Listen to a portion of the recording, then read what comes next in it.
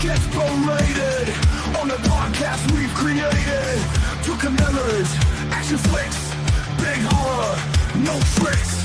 John Travolta, Chuck Norris, insane clown posse, no fuss, no mercy, we discuss. Everything gets berated, no one is underrated. From the screen to the stage, except a new cage. No mercy, we engage. Fuck you, Brian. Leave that in. Leave that. That's hilarious. Because I'll be like, what were you guys talking about? Why did you say that? I would rather not watch Fast and the Furious. Fuck you. All right. Leave that in. That's hilarious. Don't talk like that, kids at home. All right. Don't start off a conversation. Unless it depends on what the conversation it is.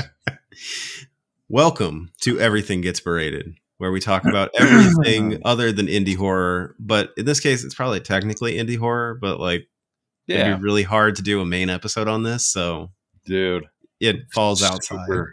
Super hard. That's what she said. But yeah, I am Brian with a B. And I'm Anferny. Oh, and that is whiskey. Yes. But yeah, today we're talking about In a Violent Nature. This movie is Shudder original, yes. Original. Right? Yeah. You want me to do the gist of it while you are looking something? Or I you got it right here. Hold on. Yeah. So this movie is directed by Chris Nash and starring Chris Nash, the wrestler? No, that's not the wrestler. Oh. That's Kevin Nash. Oh. I knew there was somebody Nash. Yeah. Ry Barrett as Johnny, Andrea Pavlovic as Chris, Cameron Love as Colt, Reece Presley as the Ranger, Leone as Troy, Charlotte Cregan as Aurora, and who was I looking for? Lauren Marie Taylor from the original Friday the 13th as the woman. You know, the lady in the end that, you know, is driving down the road. Yeah, okay. That's Lauren Marie Taylor. All right. So you can do your gist and I'll do mine. No, I mean, you can, you know. You have opinions. I want you to have them. No, like the gist of the movie is what it really is about, right? Here's a quick rundown so you don't have to listen to, you know. I guess we can do a trailer. You know what I'm saying? Like when we started out. So the gist of the movie is that years ago, some jerk kids were being rude to somebody with special needs, and the special needs kid ended up passing away. And before he passed away, his dad gave him a locket, right? Yeah. Yeah. Well, it's like and a so that medallion thing. Yeah. Yeah. You know, so he gave him a locket, and at the kid's death site, whatever you want to call it, where he died, they placed that locket. And so then some nerds went and they took the locket, which, you know, got him pissed off. And he started going around and murdering people until he got his property back. He's like, what is it? The brother from There's Something About Mary. My baseball. But, you know, right? That's the gist of the movie. Yeah. You know? Yeah. Well, you kind of hit it on the head. Right? I mean, that's, you know, so if anybody's like, okay, that sounds like a good movie, I'm going to go watch it. You know, turn us off and go watch the movie and then come back. Listen to what we have to say about it. But yeah, that's a quick, you know, we do a quick preview. Like, this is what happens in the movie. Somebody was killed, somebody stole something, and then the killer wakes up and kills the people that stole from him. Yeah. Yeah.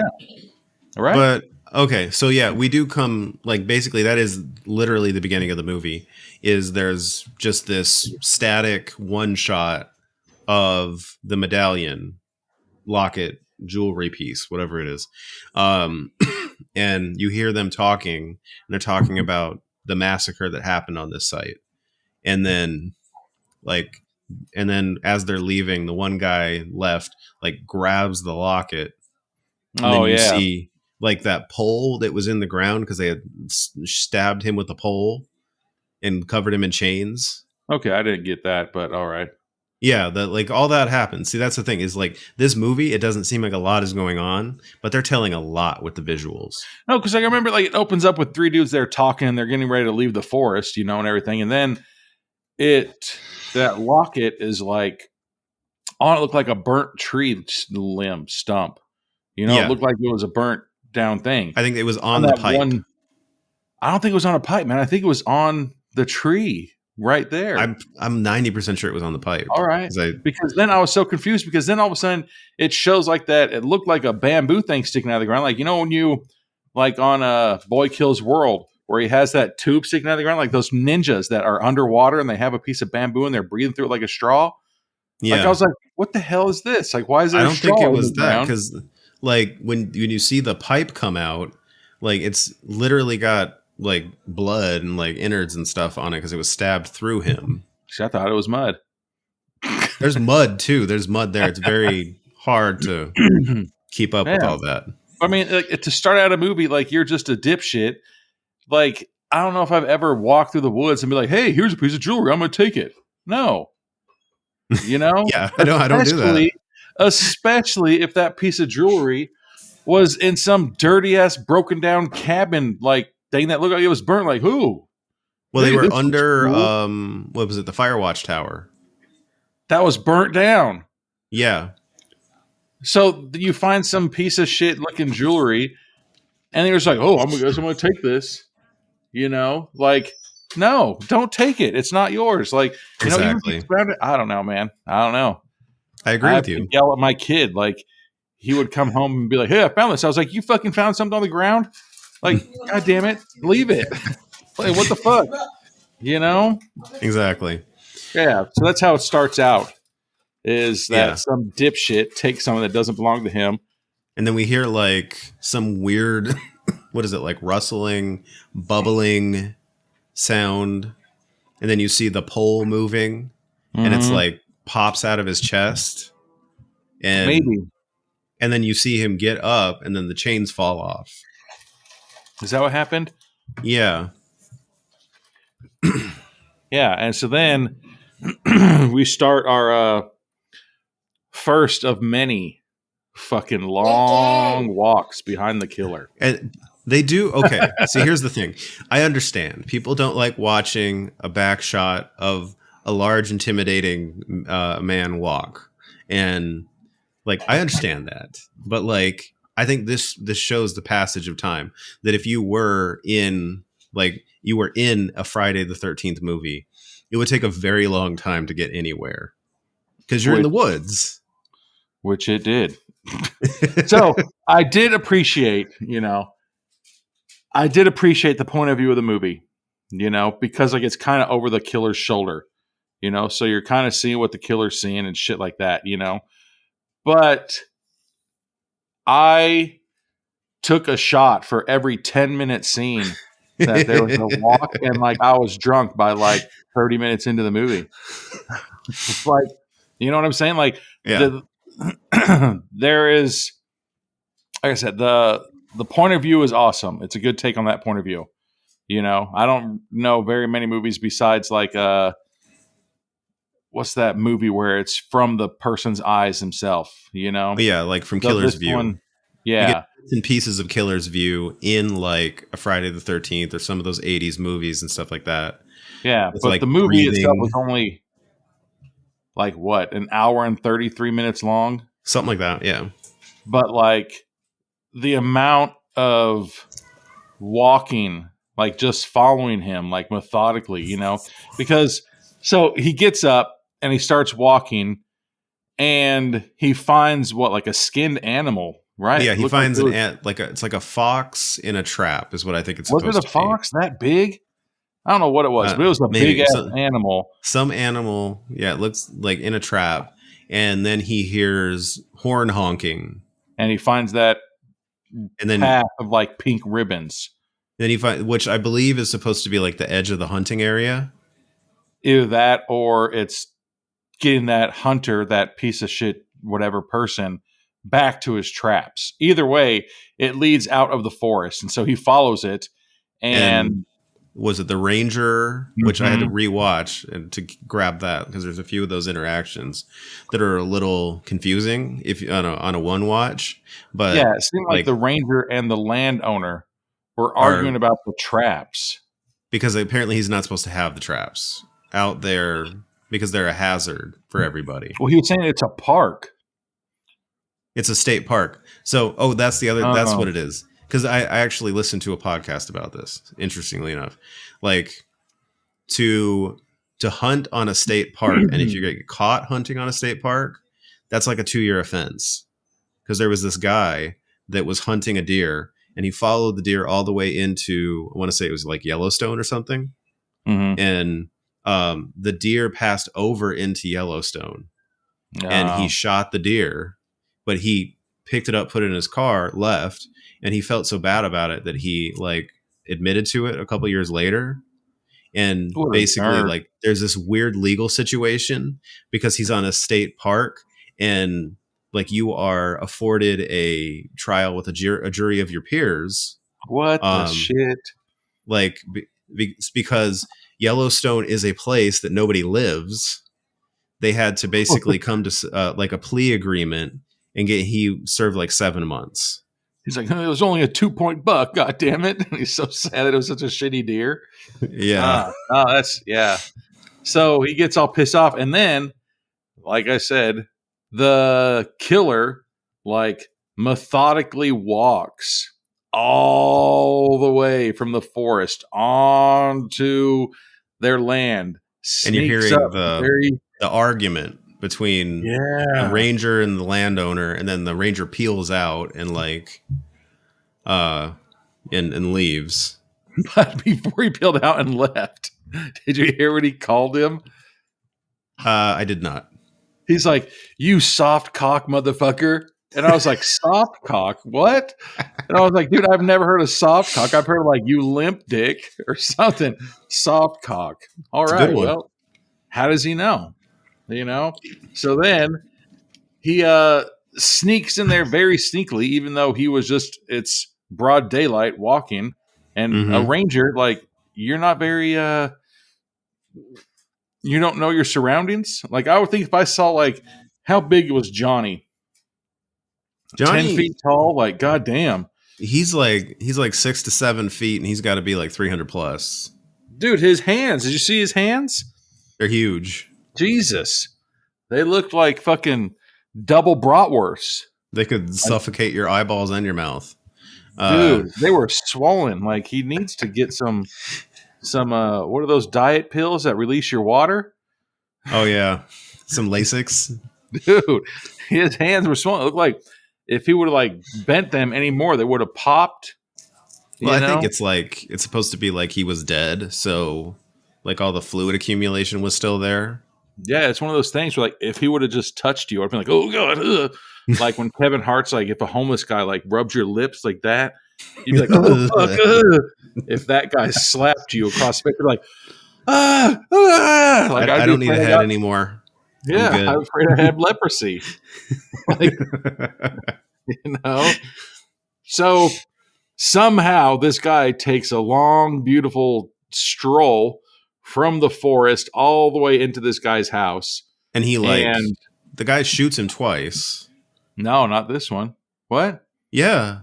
Like, because he walks in and he's looking around and then the guy walks out and then they do like a big circle and he comes back in. Yeah. And then that's when he shoots him because he thought it was the ranger coming into his like house. Running into the, because that was the first kill, right? No.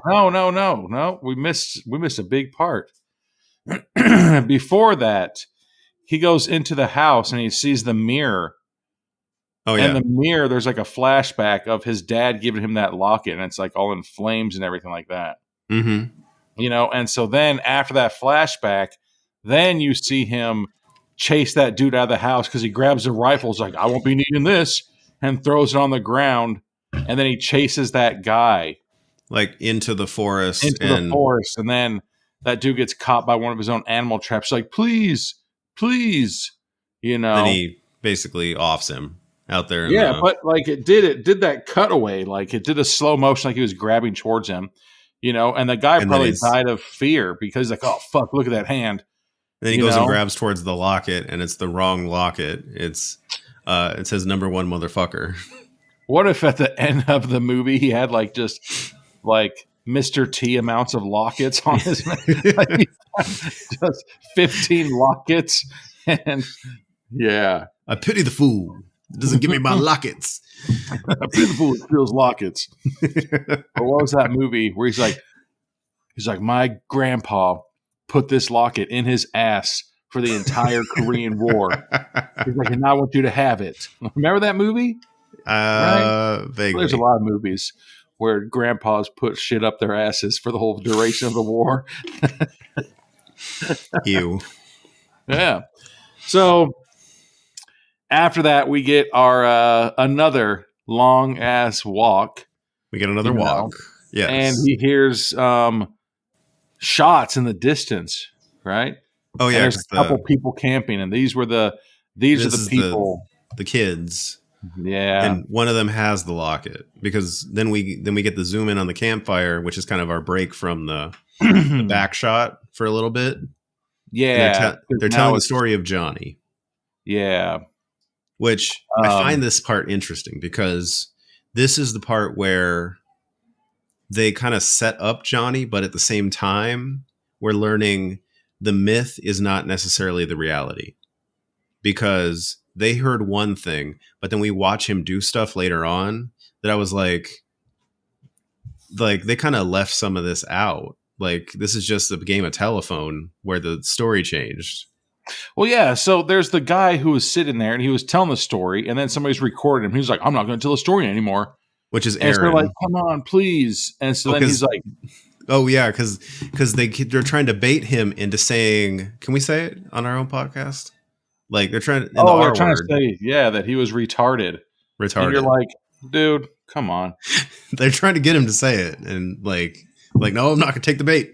And then it's like trying to record me. He's like, I'm not going to tell the story anymore. So then basically what the kid does is that he just says the story that there are some kids that were messing with the handicapped kid, and they're going to get him to go up the fireman's tower to scare him. And when they did scare him, he fell off and he broke his neck and died. And then the kids tried to make it look like it was an accident, but he was doing it by himself. And then they started saying, like, this is a part that I missed, where it's still like the kid's dad was murdered. Like all these other people started getting murdered as well. And, and then they were trying to say like it was either a big, huge lumberjack lumberjacks, like giant men were being murdered as well. And they were saying they didn't know if it was who was doing it, if it was Johnny or if it was Johnny's spirit. And so then, that's the story of, They kind of like bury the lead a little bit because they make it seem like he's really like not as smart as he actually is.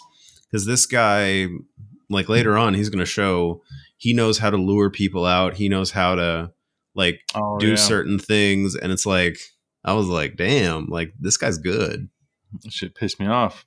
I know what scene you're talking about. But yeah, so then we're getting really heavy into the group dynamic at this point because then there's a couple couples in there, and Troy is dating because I let me see if I got this right. Troy is dating Chris, and Troy doesn't like Aaron. Yeah, I was about to say Aaron's the weirdo, and Chris was the one that wanted Aaron to be invited and insisted on it. The girl. Yeah. Because then they go into the cabin, everybody says, okay, you know what, we're going to call it a night, and they want to take some selfies, and so they take a couple selfies of everybody, but you never see him in the background. But later on in the movie, they're arguing about there being a weirdo that was photobombing their two selfies from the fire. Oh, yeah. But yeah, they call a night. Everybody goes to bed, and then again, it's the killer that's walking around like creepily looking inside people's windows, you know, and then we see the fight of how you just said, where the girl is talking to her boyfriend, and she's like, I'm upset with you. And he's like, why? She's like, because of this. And he's like, well, you're the one that wanted me to bite your stupid friend. Nobody even likes him. And like, he's such a big Debbie Downer, you know? I never got the sense that nobody liked him. I just got the sense that Troy doesn't that like story. Him. He was a nerd, you know? And he's like, nobody even likes him. And so then the next, like, he's trying to fucking go take a shit. Oh yeah, so one of the other girls was like, "Are you going to see the gas station girls?" Yeah, like he's leaving. He's like, "You got a lighter?"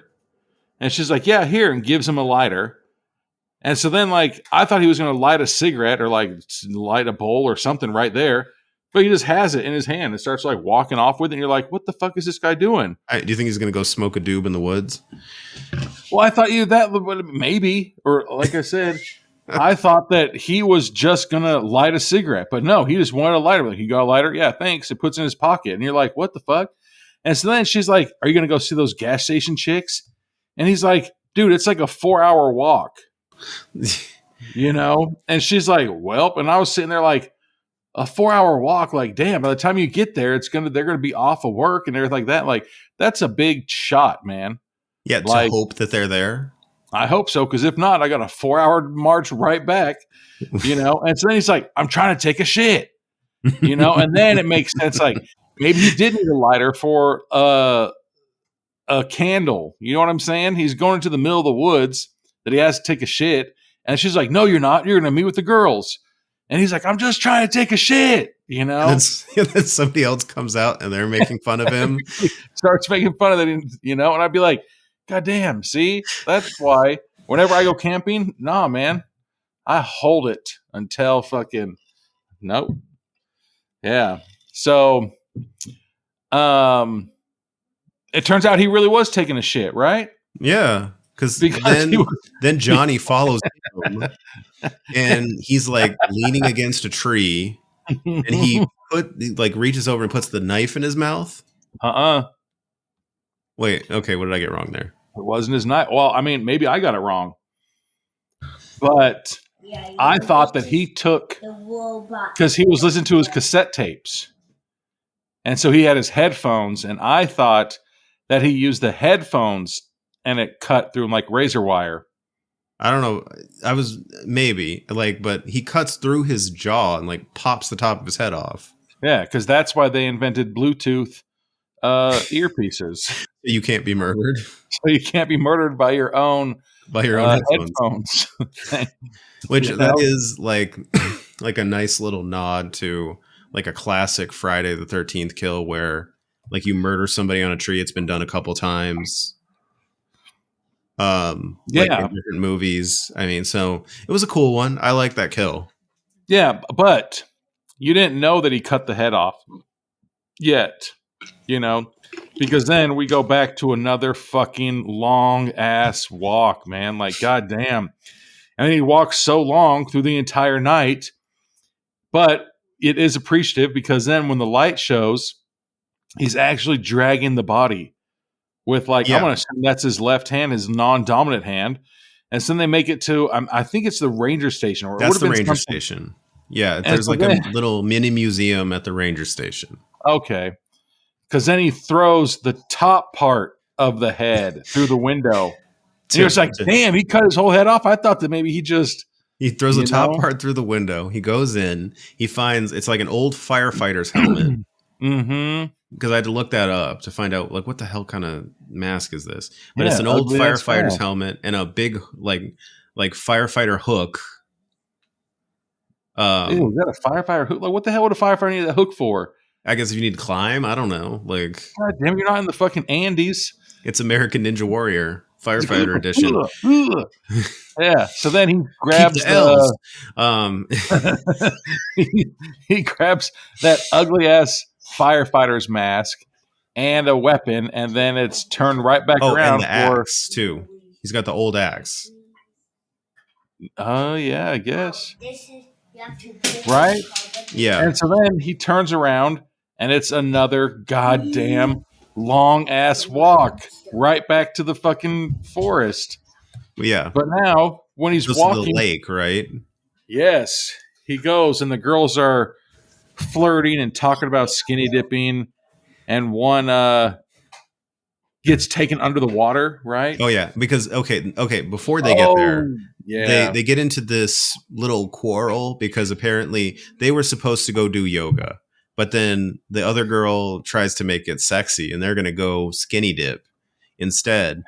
But maybe you should run this by the other person first because like that's the same thing. So then like the other girl gets mad and dumps the girl who goes skinny dipping's clothes in the water, which maybe you should really be murdered. her gears. Maybe you should be murdered. That's not nice. But then like you see, so then it switches to the other side of the lake, and again, they probably recorded him walking from fucking underwater from one side of the lake all the way to the other side of the lake because that's how long the shot was. And you just see her body go underwater. Yeah. It's like, help! And then it stays there. And then it's a long ass walk of him walking out of the water, and you're just like, God damn. Like, can we go at like 5.5 speed? Because then it'd probably only be about like a 4-minute scene, you know? But then we get to my favorite kill in the movie, the yoga kill. but before we get to the yoga kill, we got to go through that long ass fucking walk to get to the yoga kill, which I did make a note on it. The sound effects in the movie like make this thing so much crazier, man. Like the walking and then the yoga kill, like the sound effects, like Jesus, man.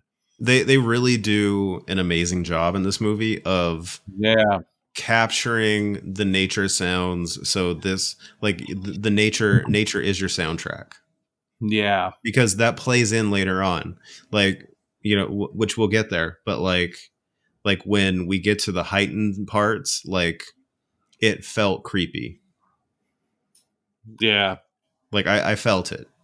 It was really good. So somehow he sneakily walks up on the girl that's doing yoga, even though he's breaking branches and everything. Well, I mean, in fairness, he really didn't have to sneak because she was anticipating the girl from the lake to show up so they could have their rendezvous. She could have just done a juke move, spin move. But then said, OJ, and then turned around and ran. Yeah. But she went OJ the other direction. This kill is freaking nuts. Like, she's on the edge of a cliff because it's a beautiful view for her to do yoga on, which take a dump. Like, it's a beautiful place to die as well. This is the last thing I saw. Was my own butt. But so if I got this right, he uses the hook to punch through her stomach. Yeah. And puts the hook in her head. Well, he turns her around. Puts the hook in her head, pulls her head around. Turns her around, pulls her head through her body, and you see her spine start snapping through her skin. Neck breaks. Yeah, so creepy. Yeah. And then pulls her head through her body. Total enlightenment. And then what do they say when they hit their goal of, being a yoga master? I have no clue. Finally did it. Enlightenment. Right. I've become one with all now. And then we get that long shot of the body like rolling down the dirt, the dirt like path to the oh my god, that was brutal. Like bye. Yeah. But all those sound effects were just made even that much worse, like god damn. Yeah. So then we get another long ass walk. And he's got to go get his axe that he left on the other side of the lake. Yep. He's god damn it. And then he has to go there. But while he's doing that, he grabs the other weapon now. And he walks up and he hears another couple arguing like, god damn, you and your wife ever just get you and some more friends like, hey, you and your wife in a fight? All right, let's all go camping and argue it out this weekend. Yeah. Like, goddamn, not a single one of those people were having fun. I know. This was like an argument couple fucking retreat. It's like, all right, you get whatever's been bubbling up and you've been boxing all that anger for the last 3 months. Let's go camping this weekend and we can just yell it out. We're going to have a huge fight. It's going to be great. Yeah, so then they're all just arguing, and some dipshit fucking grabs the keys and throws them into the woods. Oh, yeah. Like, why the hell would you do that? And then he sees the little car key fob thing. I didn't see what it was, but he started grabbing it and playing with it, and I thought it was going to be a fucking comical scene, like it was like women's mace on a keychain, because he kept looking at it. And like, I was like, any second now, he's going to spray mace right in his own eyes at point blank range. And he's going to that'd be funny. And get pissed, you know? He's like, how dare you? Right? So he gets the keys and he's playing with something. You said it was a car. But he takes his mask off and you can see his face is like all jacked up, man. Like, was it burnt? His teeth looked like fucking like he was Baraka from goddamn Mortal Kombat. Like, dude, you know. Then the couple finally like drive off in a car, and the killer goes in another car. Two dudes, right? Oh wait, no. It was two dudes fighting, but one of the guy left with his girl, I think. Yeah. So then the killer like circles around, and he goes up to the other car. Oh yeah. And this is the part that pissed off. Like, I think they just put a fucking microphone right there, because then he puts a stick to make the horn honk nonstop. That was the loudest horn. This is where I was like starting to realize that like what you're hearing in the myth is not true. This guy's not dumb. He is by far a highly intelligent killer, considering he knows to set off the horn, walk really quick around the building, and come back around and get him, because you got to draw him out of the building. Yeah, it looks like you guys are the fucking retards that don't know how to fucking, right? Somebody's like, hey, I think somebody's trying to murder us. Hey, I'm going to go out there and see why my horn is honking. No, guess what? That means that they're fucking right there. And you're probably next. And then another scene came and it pissed me off, because they go out there to stop the horn from honking, and he walks up and stabs that dude in the leg, right? Mm-hmm. And so the other guy has a shotgun somehow now, and blasts him right in his chest. And then there's like, all right, we did it. Let's leave. Fucking keep killing him. Yeah. Headshot. Like, keep going, you know? And so then another part, like how you just said it, is he waited. Like, he's a lot smarter than you thought he was, because he waited for them to leave to get 10, 15 feet away from him, maybe even 20 feet at least. And then he stands up. And he's like, "Hi-ya!" And he threw the hatchet, and it hit the one. It was impressive. That was impressive. Dude, like, he aimed a hatchet at the healthy guy, and now the other guy's just crawling. He's trying to get away from him. Yeah. He didn't try hard enough. And then the guy just kind of like gives up and like lays on his back. He's like, well, if I'm going to die, I'm going to be comfortable. So I was just like, looked up. So then he grabs that gigantic ass boulder, right? Yeah, and he throws it at his head, and we get a realistic Gallagher skull. A Gallagher, That is a Gallagher. And so then it doesn't make sense now, but later on in the movie it starts making sense. But it shows his fucking fat ass swollen hands, and like he's trying to like pickpocket everybody, but his hands are too freaking fat and swollen to fit in people's pockets. Yeah. Yeah. So then the next group of kids come out, and there's like, hey, where the hell's everybody at? Blah, blah, blah, blah, blah, blah. And there's that girl like kneeling down by the tire. Oh, yeah. And he like, dude, he sees the locket that she's wearing. He like sluttily throws a fucking hatchet at her, and like, the shittiest throw. Like, I take back my previous comment of like, damn, he threw that hatchet pretty cool.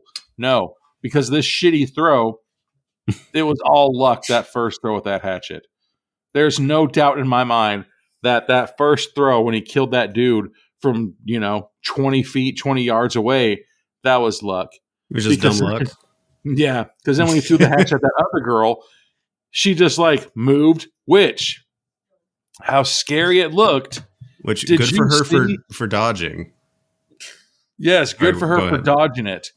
But did you see that looked like he really threw that fucking hatchet at her? Yeah. Because That it feels hit super her. indie. Dude, it looked like, okay, look, I'm going to try not to hit you. Wait a second. What do you mean try not to hit me? I'm going to throw this in your direction. Like, it could take a rogue bounce and hit you, but, you know. Well, it's like, what was it? There was Udo Kier was like one of the bad guys in the original Blade. And then he did another indie horror movie later in the year. And they did an interview with him. And it was like, and they asked him, what's the difference between doing like a high budget horror movie and doing like independent horror? Danger.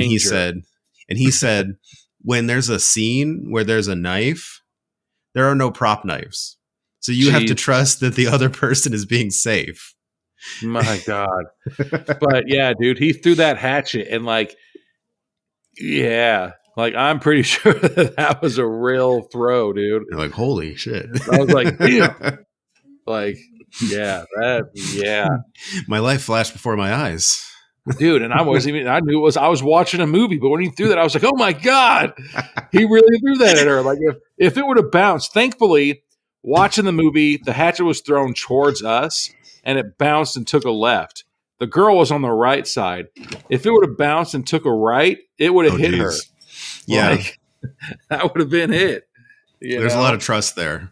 Dude, like, all right, have you ever done this before? No. Well, shit. You know? Well, it's like that, what is it, in Vampires, when James Woods is walking away from the motel that he's just put all the explosives in. Like, he had asked the special effects guy, like, okay, so how are we doing this? It's like CGI. I just walk away from the building and pretend to like lean forward from the explosion. He's like, no. He's like, this building's going to blow up. It's like, we only get one take. You have to literally just like walk and nail the take. See, we should have done that just in case we needed it. We should have gone to the Tropicana implosion and recorded it and been like, all right, just in case we ever need a movie where we're walking away from an implosion, this could have been it, you know? Yeah. So then we're back to another long ass goddamn walk, and he's walking back to the ranger station, and the ranger is now explaining to the kids how fucked they are when they took that necklace. And then on top of that, the guy took the necklace, then gave it to his girlfriend. Like, what the fuck? Idiot. Okay. Idiot. Telling you. Yeah. So stupid. Like dumb 20-year-old boy shit. That's what this is. I remember in 8th grade, my friend lost his sweater at a church event. And it was in the corner where all the dirt and leaves and spiders and everything like that was. And he's like, oh, fuck, I don't want that anymore. 2 days later, this girl was wearing it at school. We're like, what the fuck? Like, that was my friend's sweater. She's like, no, my boyfriend gave it to me. We're just like, your fucking boyfriend found it in the dumpster, basically, like in the corner with all the leaves and dust and ants and shit. And she's like, just like, what the hell? Like, goddamn, recycling. Like, you watch Scrubs when Turk found that engagement ring that kid swallowed? Oh, yeah. Yep. Okay, so like this is one of those scenes where I kind of feel like the strength of this movie is when he walks up into a conversation, you kind of almost instantly know where we've been and where we're going. Yeah, that was another take on the movie that was interesting. A different view on shit like that. Because I like the conversations, there aren't very many in this movie, but when they do happen, they're very effective and they give you all the information you need. And they don't feel like I'm plot dumping on you every 15 minutes. Yeah. So basically, like, so the killer walks up again slowly, and the ranger knows him. Well, see, I don't think that was the ranger. I think that was a different ranger, because I thought the original ranger. Oh wait, never mind. No, because no. Yeah, he's alive. Yeah, he's the one that drove off in the beginning. Looked a lot younger. They establish him. Yeah, he looked a lot younger, you know. And so then, I mean, in fairness, we don't get that good of a look at him in the initial shot. So then the ranger's like, "I'm going to fuck him up again," and blah blah blah. And so then they shoot him in the chest, and then they lay down, and then he's like, okay, this is what we're going to do. Go get the chains. And this scene just drug on, dude. He's like, go get the chains. And then he's like, okay, here we got to do. I feel like I understand this Ranger, because in panic situations, when you are like, and I'll kind of say like from the medical perspective, when you are the medical, when you're like the medical expert there, everybody's freaking out and you need people to do stuff, and getting people to stop freaking out, engage, and focus on the task at hand is very difficult. I guess that I've never been in that situation. I guess I'm always the alpha one that's like, okay, guys, we need to get this shit together. Quit fucking around, But like, he's like, okay, you go over there and get the chains. And then he's like, okay. And he's like, put the chains on his body. He's like, I don't want to touch it. Do you see his swollen fingers? Like, he didn't want to touch him. You're just like, okay, then you're going to fucking die. And then he's like, fine. But it was like one of those things, too, where it's like one of those, like... Why don't we stand here and talk about it longer? Exactly. Hey, what'd you have for breakfast? Did you go down? Oh, did you get the number 2? Oh, no. Did you get the flapjacks or did you get the waffles? Oh, man, I love those motherfuckers. They're sitting there talking and talking and talking. And then he's like, okay, then you hold the gun. Well, I don't know how to hold a gun. Bitch, it's fucking 6 inches away from him. Grab the gun. And they're flagging the gun in his face, so all he's got to do is reach up and he can pull you down. It goes right back to earlier where he's playing possum, because he's like, okay, are you ready? I'm going to give you the gun after I count 2, 3. That wasn't 3. Johnny when to grab the barrel so he can pull me down. Dude, he's like, is everybody clear? When I count 2, 3, not that 3. When I count 2, 3, I'm going to give you the gun. From my left hand to your right hand, in 3 seconds, I'm going to give you the gun. I'm going to also turn my head so I can't see anything. Ready? Are you ready? Remember, in 3 seconds, when I count to 3, it's like, Jesus Christ, dude. It's like, just do it already. God damn. And so then you knew what was going to happen. He's like, 1, 2, and he's like, dun, dun, dun. Not today, wrench. Bitches. Yeah. Threw this wrench right in your thing, right? And seriously. so then you guys run off. And then he snaps the Ranger's spine. That was a funny shit, because the Ranger was like, for some reason, on all fours. And like, he just like squeezed him really hard. And he's like, and he did that moan that he fucking squeezed. He squeezed his spinal cord. I was like, what the fuck? Like, he just squeezed his back and then left him there to die because he's like, But yeah, and you can see that like he's still there. He just now neurons aren't firing anymore. Quadriplegic. You broke in the passage basically. So now he's in there. He just can't tell you anything. Yeah. Mm-hmm. You can't do anything. You just you quadded him up. So then I thought he was just going to leave him there to die a painful death, but no, he actually just took another long walk to a shed, grabbed a hook, hooked him by his collarbone, then drags him into the shed that had the wood splitting machine. The wood splitting machine, yeah. Which pops his hand off first. Well, they showed they showed how long it takes to split wood. And then in case you didn't see it the first time, they showed you another log that it split of how long it took, because it probably takes a good 15 seconds from the machine being chambered all the way up to the top to get all the way to the bottom. And then it probably takes another 15 seconds to go back and everything like that. So, yeah. But like he popped off his arm and then he's basically dead at that point. But did you see? But then he pops his head off.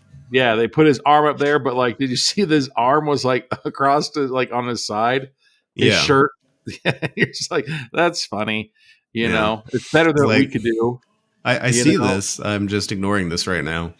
Yeah. So then he chops his arm off or his wrist off or his wrist. They chop his hand off. And then he's like, well, watch this now. And he turns him perpendicular and takes off his head. And I'm just like, God, this is taking so long. Like, again, it's one of those scenes where you're like, speed it up, man. Like, so I think we're down to the final confrontation, basically, right? no, I think there's another. No, there's another one. Because there's this another big ass long fucking walk that he's taking. And then he finds the other couple and he hears them whispering about leading him to the tower. Oh, yeah. I guess this is. Yeah, this is the final That is basically the final confrontation. So they're whispering. But the problem with whispering is I can hear everything you're saying because whispering is so loud when you don't know how to do it right. They don't know how to whisper, you know? And an arm signals. Come on. Or just be like, hey, dude, you know? It's like you're over there across the living room. He's like, Anthony. You have to whisper loud enough for him to hear you across the room. So then you might as well talk normal. But then they're like, he can see us. He can see us. And it's like, yeah, because you're fucking whispering so freaking loud. But then at the same time, he's just like, they're like, okay, look, you get him to go up the tower and I'll lead him to the tower where we can fucking trick him. And he's just like, fool me once, shame on you. Fool me twice, you're out. Strike 3, you know? And you're just like, what the hell? And so then he gets tired. He's like, you know what, bitches? I heard everything you fucking said. And then he doesn't even give them a chance to finish their fucking stupid plan. No, it was a bad plan. Brutally murders this dude's head. Number one, if you're going to talk a bunch of trash at somebody with a big axe, be far enough away that he can't hit you with it. Because, dude, it's very clear that the guy was like 2 steps away from him. I haven't seen ass whooping like that since. Damn. That one's brutal. You know, a couple days ago. But since, like, what do you call it? Hosts. You know what I'm saying? Mm-hmm. Hosts was brutal like that, man. Oh, yes. Because you're like, all right, he's going to stop now. No, he keeps going. Then, nope, keeps going. And they're like, all right, okay, you know. Like, this kill, though, like, the head turns into, like, a wet blood bag because he's hitting it so hard, you just hear sloshing. But there's no more head there. No, it's just, like, skin. Like... No, he's got to be punching mud. Like the skull's been like obliterated at that point. Dude, he's got to just be punching mud in the ground and everything. Like there's no more bones. There's no more brain matter. There's no nothing. He just completely annihilates this dude's head. And the girl's like, fuck, that could have been me. And then this stupid bitch, she's like, you know what? I don't think our plan's going to work. As she puts down the animal trap and the gasoline and takes the necklace off and it's like, fuck this shit. And she like slowly walks. She does like the Homer Simpson gif where he like sticks his head through the bushes. She's like, nope, never mind. And fucking just leaves right the fuck back. So then there's that long ass scene of her running in circles because while she's running away, he's still fucking mushing the dude's head. Yeah. But like he probably hit that head, 50 times? Yeah, it was brutal. You know? And like we get later into the night and it's darker and like then you just hear like the cicadas are deafening. Yeah, and then you just hear that he's still just went through the night, just fucking that shit up. Mm-hmm. And then it's literally another 10-minute scene of her walking and running away and everything like that. And then 10 minutes of her fucking running. Her leg, like she trips and like a piece of wood sticking out of the ground goes through her leg. Oh, is that what happened? I didn't know. Yeah. Yeah. And so then she finally gets to the main road and flags down a car. And then you're just like, all right. And that's Lauren Marie Taylor from Friday the 13th. And then... Okay, so this is the part. This conversation feels meaningless. Well, no, it's not even the conversation yet. Because there's such a long and awkward silence of them just driving, and you're like, all right, what the fuck's going on? And then finally, she starts talking to fill space. Yeah. Which, okay, she does a thing here, like, because working in mental health, there's this thing that they tell you not to do. You never compare your experiences. Yeah, no, you're supposed to give hope. But no, you never compare your experiences to somebody else's and say, this person went through worse, you're going to be fine. Because you're minimizing somebody's experiences. And she does that in this situation, which that to me kind of irked me a little bit. And I was just like, this really isn't your greatest tack. She's about to blow up on you. Yeah, like she's sitting there, I don't know. Like I says, the people, it's like, oh, you can do it. Like they're supposed to, but in every place that you work, it's supposed to do like that, Like if you work with computers, and you're just like, if I can do it, you can do it. Because then if they can't do it, they feel like they're dumber than you. Yeah, you're not supposed to make people feel stupid. You're not supposed Unless to make people feel like they're weak. Yeah. then do that. And so then it's fucking another 10, 15 minute goddamn scene of them just driving. But then the story she's telling here about, what is it? Her brother, I believe. Yeah, her brother and a bear. Her brother and a bear. The brother never says, I saw a bear. And they never said, I caught a bear. And the way this goes down feels eerily similar because it happened 20 years ago, it happened 10 years ago, and this happened 30 years ago. Right? So every 10 years, this guy gets up. That's what it's starting to sound like. And maybe you should bury the fucking locket. And like, so it's starting to sound like she described a Johnny attack. It did. But at the same time, to argue with that one. But yeah, absolutely buried the locket. It could have been a bear, because she said that, he felt the bear's teeth and everything on behind of his head. And they talked about how the bear was attacking him from behind and he fell in the water and drowned. But then his partners took him out of the water and survived and everything like that, and then she makes a comment of, sometimes bears just stop for no reason, and so I started comparing that, like, hey, maybe she's saying that for no reason he's going to stop, and that reason is probably because you took the locket off, and gave him back his locket. Mm-hmm. So that's where I thought that maybe it was, trying to say it was a bear, but yeah, you can say that it was that one. But then they finally fucking stopped because the lady's like, you're bleeding way too much. Well, because she's starting to go in and out too. Like, yeah. So it's either she's tired or it's the blood loss. I don't want to find out which one. So let's stop the blood loss. Yeah. So then I'm sitting there thinking, I was like, they've been driving for 10 minutes. I've been watching Johnny walk for fucking an hour and 20 minutes. There's no way he's going to catch up to him. No. And this is the missed opportunity that I think that they completely missed on. Was it showing that long ass fucking picture of her face just looking confused and everything. And you're just like, at any given moment, Johnny is going to fucking attack the back of her head. And then it would have confirmed that it wasn't a bear. It was the Johnny attacking. Well, that scene, because it just kept showing her face. And it was kind of like, it could have been another lake scene where he could have been in the back and grabbed that fucking animal trap and closed it on the back of her head. And that would have been the bear teeth that was biting her brother. Do you know what I'm saying? No, and then you could have left it open for fucking In a Violent Nature Part 2.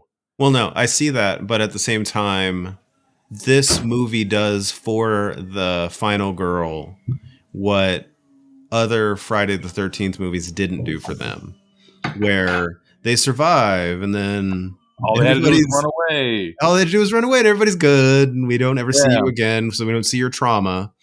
And then they do a gigantic ass, long ass look in the woods. But then, I think this is supposed to be, no matter what, survival doesn't matter at this point because she survived, but everywhere she goes, he will be living in her head. Maybe. That's the way I took it. He's Just always going maybe. to be there.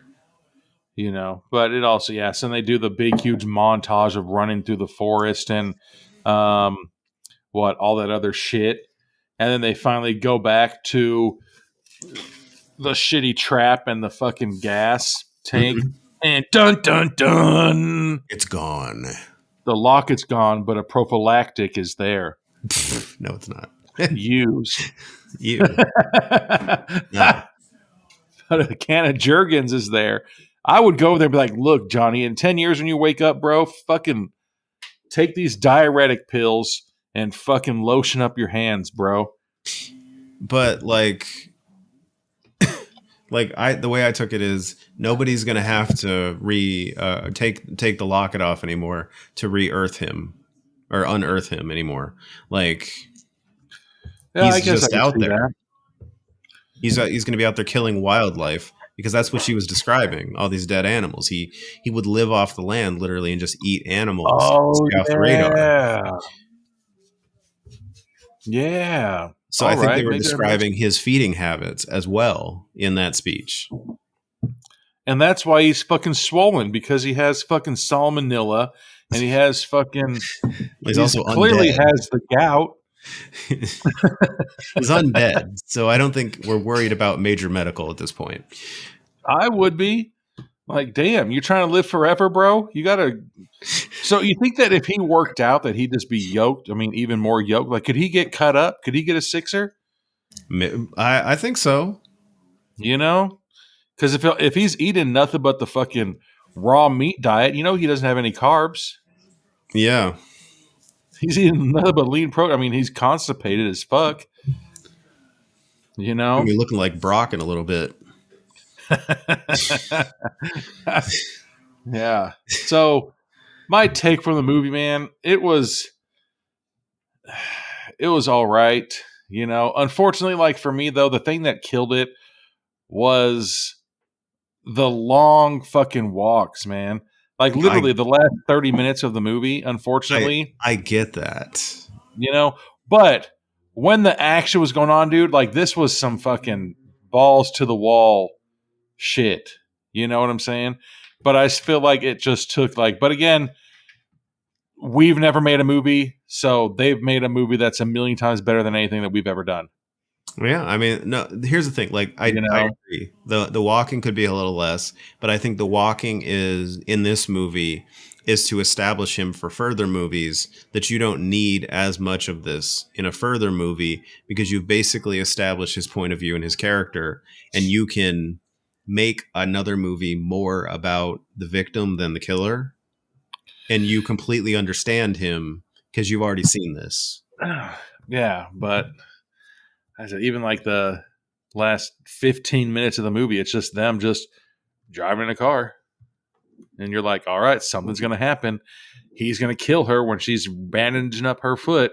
He's gonna kill her when she's sitting in the truck. He's gonna do something. There's like, no, the killer went to bed fucking 45 minutes ago. Yeah. Like, you know, like, I guess it kept us anticipating, but then it's one of those things where, like I said, it's a missed opportunity at the end, I believe. He could have killed her and been like, hey, you know what? This is my mom's locket and you were wearing it. How dare you?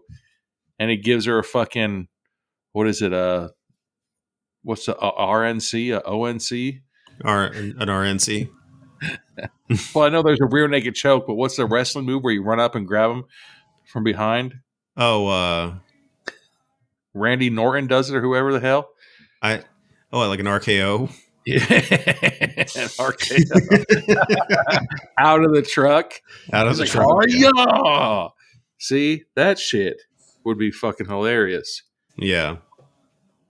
But yeah, no, like I really enjoyed this, and I think it's a good setup for a second movie. If you make the second movie more about the victim, you get a better pacing. Yeah. And knowing less about him now means you get to fill in more blanks later, and you're not contradicting yourself. Yeah, like there were cool parts about the movie. Like I said, you know, the point of view through the movie was cool. Walking up on people when they're talking was a cool idea. and shit like that. But the shit that was just annoying, like I said, it was just taking too long, man. No, I get the it. long walks, the fucking, like I said, the gore and everything was cool. It was good. It was spot on. Like the wood chipper thing. Like, okay, bro, we know that it's gonna fucking do it, but like it was like a cartoon where they're like, okay, you only have 30 minutes to get this guy off the wood chipper. All right, I'm gonna go eat real quick. I'll come back. I see it, yeah, but I feel like it meets the assignment, and it puts you in a place that a second one would be. I would be excited to watch a second one. Yeah, they hunt him. It's like, get his locket. That'll really piss him off. Interesting. Yeah, it's fucking Leonardo DiCaprio's in it. What was that movie? The Revenant. The Departed. No, what? No, God the Revenant. The Departed. No, the Revenant. Yeah. Like now he's in Brooklyn, eating cats. Jesus. But all right. Yeah. Well, ready to close this out? Yes, I'm done with my drink. Well, thank you for listening. Until next time, everything gets berated. Everything gets berated. No one is underrated. From the screen to the stage, we set the new cage. No mercy.